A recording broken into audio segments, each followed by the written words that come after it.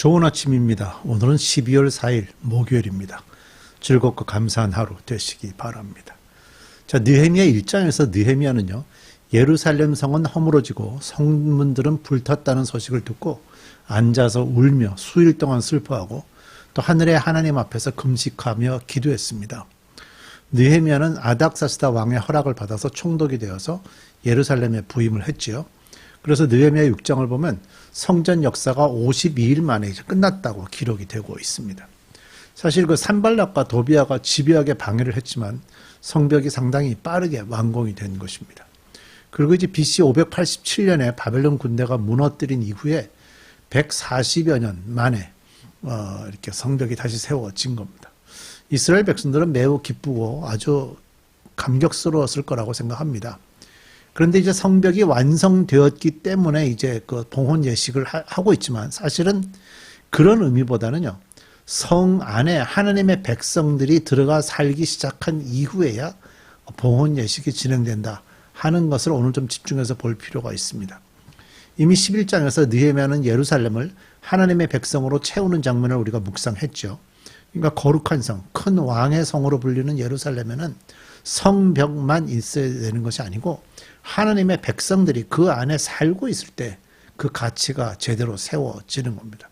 그래서 유대 백성들은요, 하나님의 영광을 위해서 이 도시를 봉헌했고 하나님과 하나님의 이름을 높이기 위해서 이 예루살렘에 거하게 된 것입니다. 유대 백성들이 하나님의 영광을 위해서 이제 봉헌 예식을 올리게 되는데 함께 어떻게 진행되는지 살펴보십시다.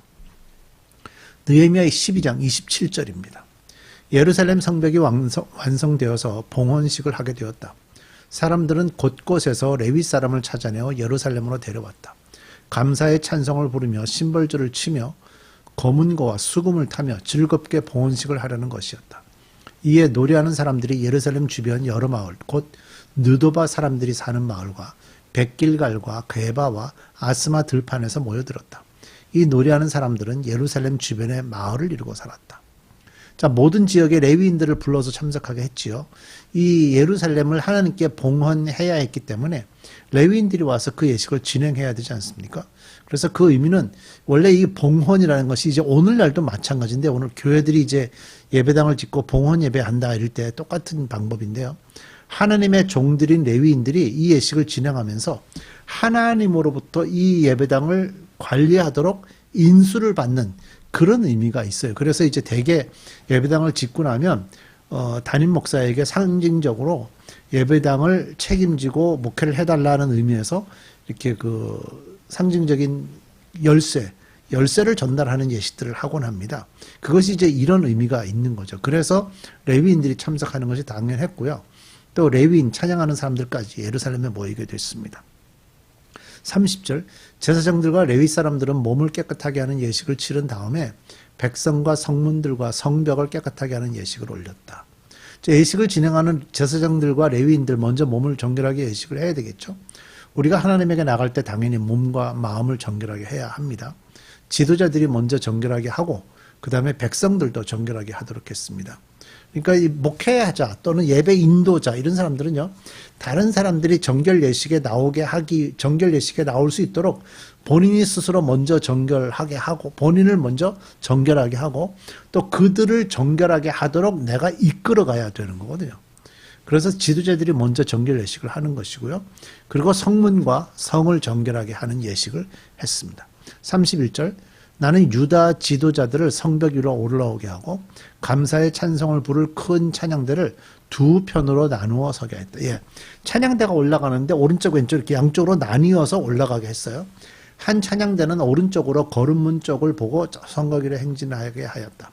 호세아가 이끄는 유다 지도자의 절반이 그 뒤를 따르고 또 아사랴와 에스라와 무슬람과 유다와 베냐민과 스마야와 예레미야가 따랐다. 그 뒤로 일부 제사장들이 나팔을 들고 따르고 그 다음에 스가랴가 따랐다.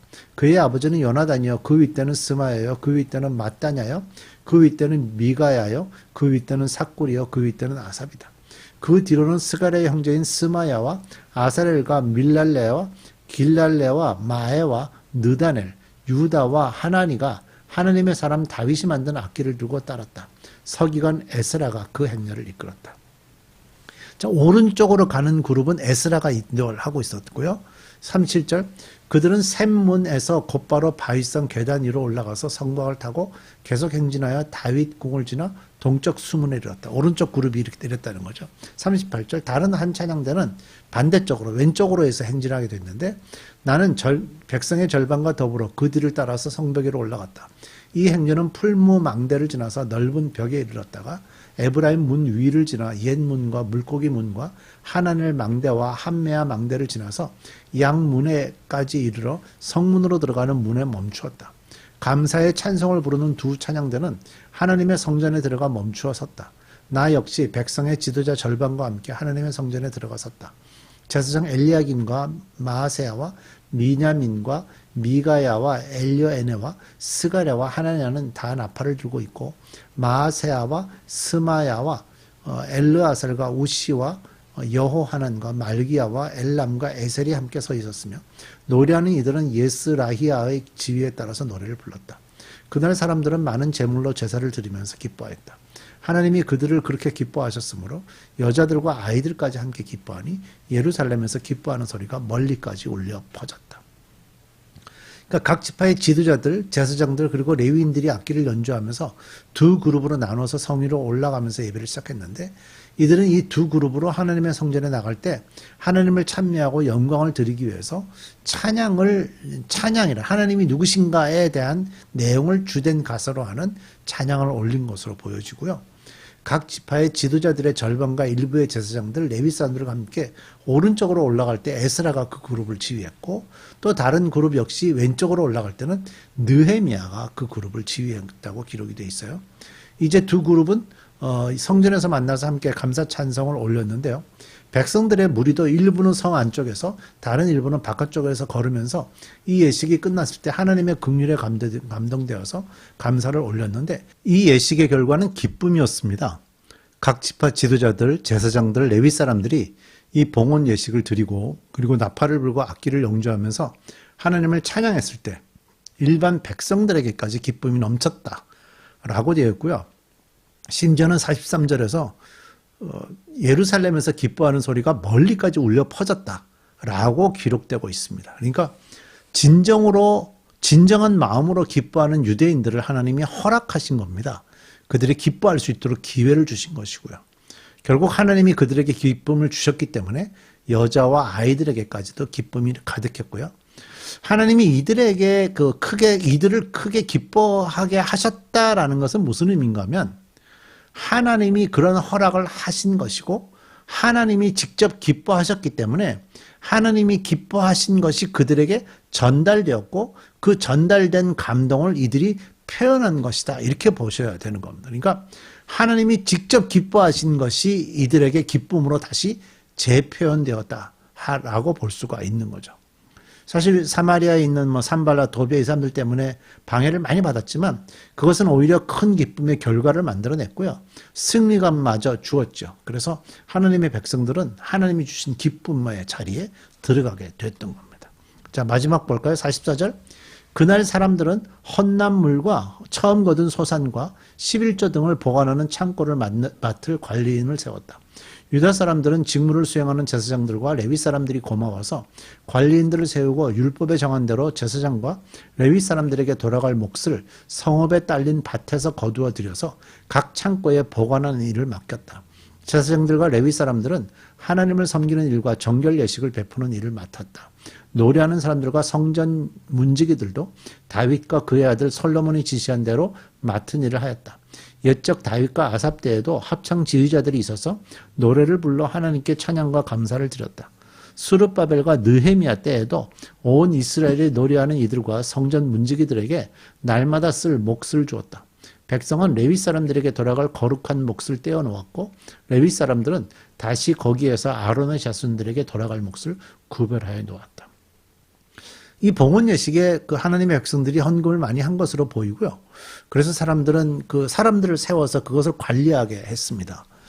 이것은 이제 이때만 관리하는 것은 아니고 평상시에 유대 백성들이 항상 하나님께 드리는 예물들을 관리하게 됐고 또 제사장과 레위인들에게 돌아갈 몫을 관리하는 사람들 또 그 창고를 관리하는 사람들 다 세웠고 왜냐하면 제사장과 레위인들은 이제 스스로 경제 활동을 할 수 없게 되어 있었기 때문에 백성들이 낸 11조와 헌금으로 생활을 하게 되었죠. 사실 그게 없으면 그들의 생활이 굉장히 어려워질 수 있고요. 그래서 실제적으로 포로에서 돌아온 이후에 아직 예루살렘 성전이 안정되지 않았을 때는 그런 것들이 없었기 때문에 제사장과 레위인들이 그 상당히 수십 년 동안 굉장히 어려운 환경 속에 있었던 거죠. 그리고 뭐 찬양하는 사람들 또 뭐 성전 문지기들 이런 사람들 다 일일이 세워서 그들에게 필요한 또 삭도 주고요. 봉급도 주고요. 그래서 조직이 잘 갖춰지게 됐던 겁니다. 제사장과 레위인들 역시 이제 하나님이 허락하지 않았던 개인적인 경제활동을 할 필요도 없어졌고요. 하나님의 일에만 집중할 수 있게 되었습니다.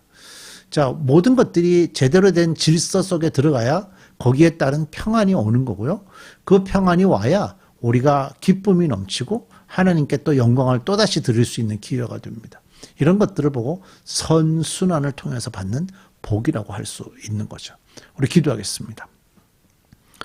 예루살렘이 안정되고 있습니다. 성벽도 세워졌고 성전도 세워졌고 또 그 과정에 사람들이 다 세워져서 일일이 해야 될 역할들을 잘 감당하게 되어갑니다.